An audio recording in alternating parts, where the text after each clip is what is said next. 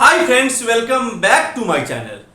Friends, हम लोग 40A को लेकर डील कर रहे थे।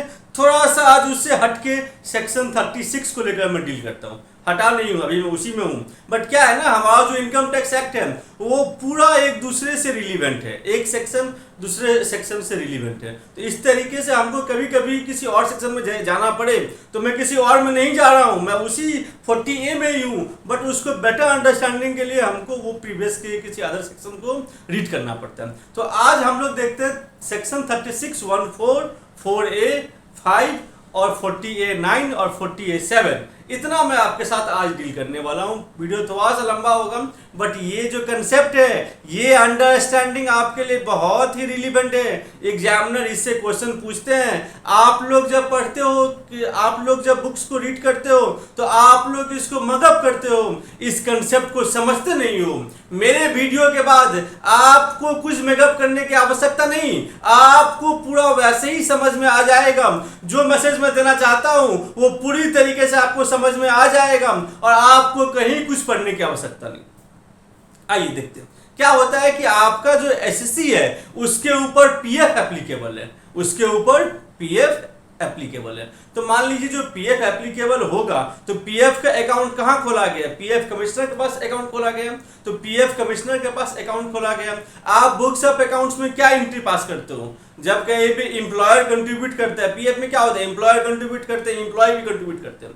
तो सिमिलर अमाउंट एम्प्लॉयर भी कंट्रीब्यूट करता है और एम्प्लॉय भी कंट्रीब्यूट करता है। तो मान लीजिए जो आपका जो क्लाइंट है जिसका पीएफ अकाउंट खोला गया तो उसने क्या एंट्री पास किया होगा? उसने पहला एंट्री पास किया होगा, जब वो कंट्रीब्यूशन देगा तो दिखाएगा वो employers contribution to PF to bank, employers contribution to PF to bank. ये आपका कंट्रीब्यूशन पे कर रहा है। जब आप एम्प्लॉय को सैलरी दोगे तब आप क्या एंट्री पास करते हो? सोचो, क्या एंट्री पास करते हो? मेरा मोटिव आपको सिर्फ बताना नहीं है, मैं चाहता हूं कि आप प्रैक्टिकली अप्लाई कर सको, इन रियल लाइफ में आप उसको अप्लाई कर सको।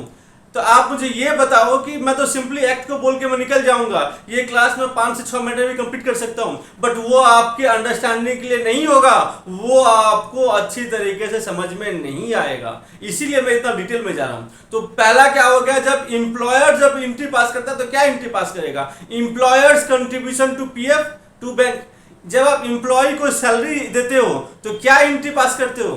तब आप क्या एंट्री पास करते हो? पहला एंट्री पास करते हो सैलरी अकाउंट डेबिट। सैलरी क्या होगा? डेबिट होगा। टू बैंक और to employees contribution to PF, employees contribution to PF. और बाद में फिर क्या करते हो? बाद में उस पैसे को आप एम्प्लॉयज का जो कंट्रीब्यूशन है वो आप पीएफ फंड में जमा कर देते हो। तो क्या उस समय आप क्या एंट्री पास करते हो? उस समय आप पास करते हो एम्प्लॉयज कंट्रीब्यूशन टू पीएफ को पहले आपने क्रेडिट किया था, उसको आप काट दो तो आप एंट्री पास करोगे employees contribution to PF account debit to bank. समझ में आया? तो मान लीजिए एम्प्लॉयर्स कंट्रीब्यूशन 10 लाख रुपीज का है और एम्प्लॉयज कंट्रीब्यूशन 10 लाख रुपीज का है। खर्चा कितना हो? खर्चा तो आपका सिर्फ 10 लाख ही हुआ, क्योंकि जो बाकी जो एम्प्लॉय कंट्रीब्यूशन है वो तो एम्प्लॉय के सैलरी से काटा गया था। तो ये जो पीएफ मैंने कहा था, ये पीएफ आपका, इसको हम लोग कहते हैं स्टैट्यूटरी प्रोविडेंट फंड, एसपीएफ। अब मान लीजिए आपका कंपनी पीएफ कमिश्नर के पास फंड नहीं खोल के अपना फंड ट्रस्ट बनाएगा। क्या ऐसा कर सकता है? क्या एम्प्लॉयर अपना फंड ट्रस्ट बना सकता है? जब आप सीए बन जाओगे तो आप किसी न किसी कंपनी में जब जॉब के लिए जाओगे तो क्या वो कंपनी अपना अपना PF trust, gratuity fund trust क्या वो कर सकता है? हाँ, वो बना सकता है, ऐसा वो कर सकता है। ठीक है, इससे कुछ रूल है। आप लोग देखिएगा इनकम टैक्स एक्ट में, इनकम टैक्स एक्ट के पीछे में कुछ शेड्यूल दिए हुए हैं, कुछ शेड्यूल दिए हुए हैं। तो शेड्यूल 2 और 3 समथिंग ऐसा है, आई थिंक शेड्यूल 2 है।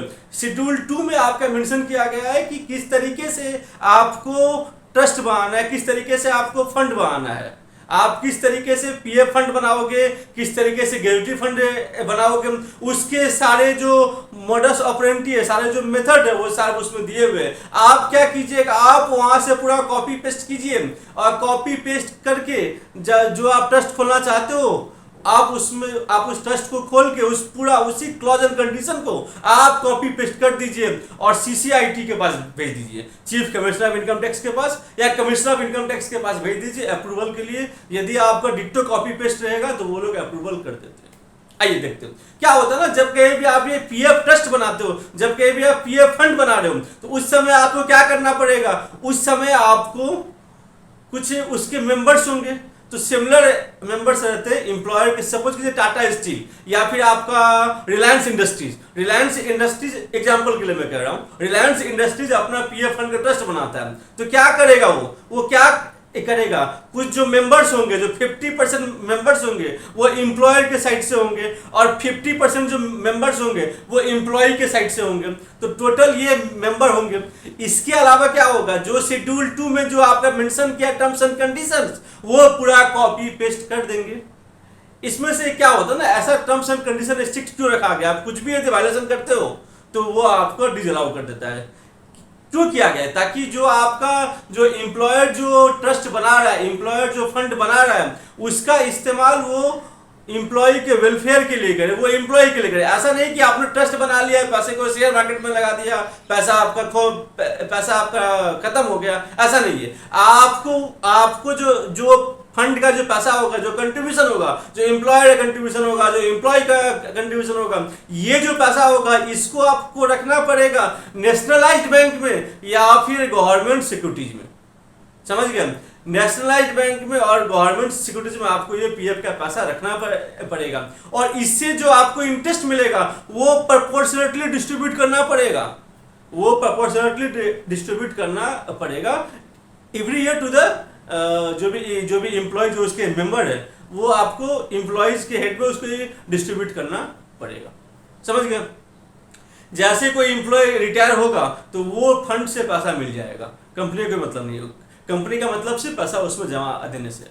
ठीक है, अब मुझे आप ये बताइए कि एम्प्लॉय के बेनिफिट के लिए कितने तरह के फंड होते हैं।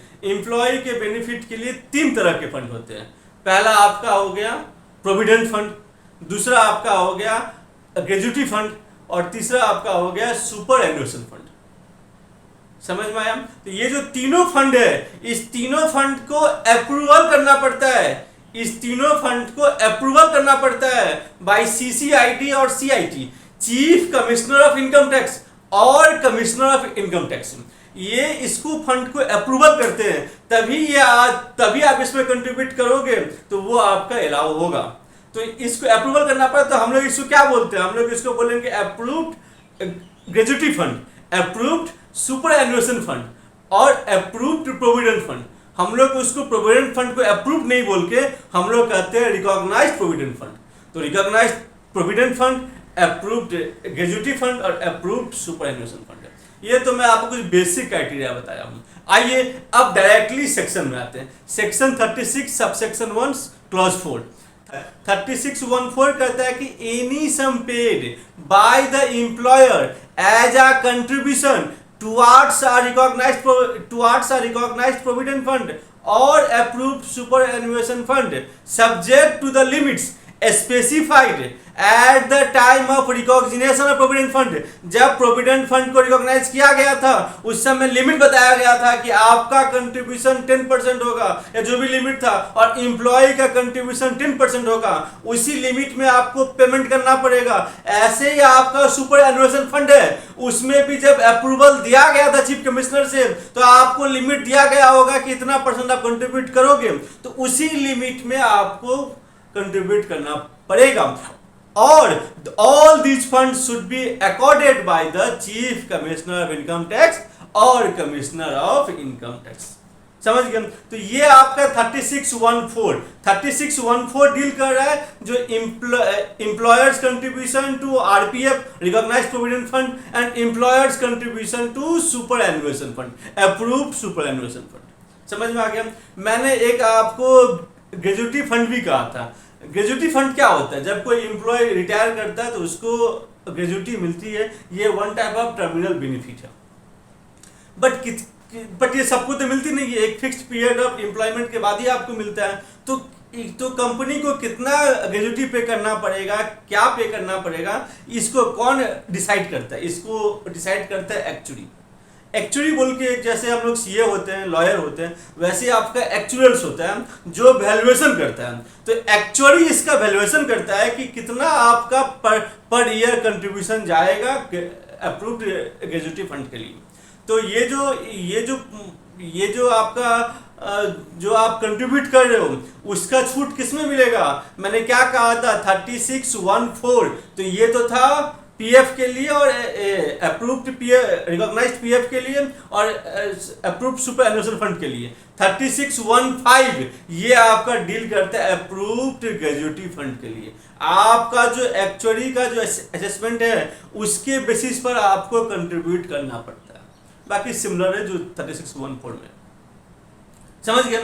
ऐसे ही आपका एक पेंशन स्कीम आता है 3615 एक पेंशन स्कीम आता है। तो पेंशन स्कीम में जो आप कंट्रीब्यूट करो अंडर सेक्शन 80CCD, जो 80CCD में कवर्ड है उसके अंदर यदि आप कंट्रीब्यूट करोगे तो वो भी आपका, उसका भी आपको छूट मिलेगा, रिडक्शन आपको मिलेगा अंडर सेक्शन 3615, समझ गए? तो 3614, 4A और 5 ये तीन नेक्स्ट वीडियो में आपको मैं 40A9 और 40A7 को लेकर मैं डील करूंगा। थैंक यू फ्रेंड्स, और एक केस भी डील करूंगा। Thank you friends, thank you very much. आपको ये वीडियो कैसा लगा? आप लोग पहले तो इसको रीड किए होंगे बट इतनी डिटेल में नहीं गए होंगे, कोई बात नहीं, ये आपके कंसेप्ट को ऐड ऑन करेगा। यदि आपको ये वीडियो अच्छा लगा तो काइंडली मेरे चैनल को लाइक कीजिए, मेरे वीडियो को लाइक कीजिए, मेरे चैनल को सब्सक्राइब कीजिए, और यदि आपका कुछ क्वेरी है तो you can directly send mail me also. My mail ID is taxxfinancialservices@gmail.com। Video में आप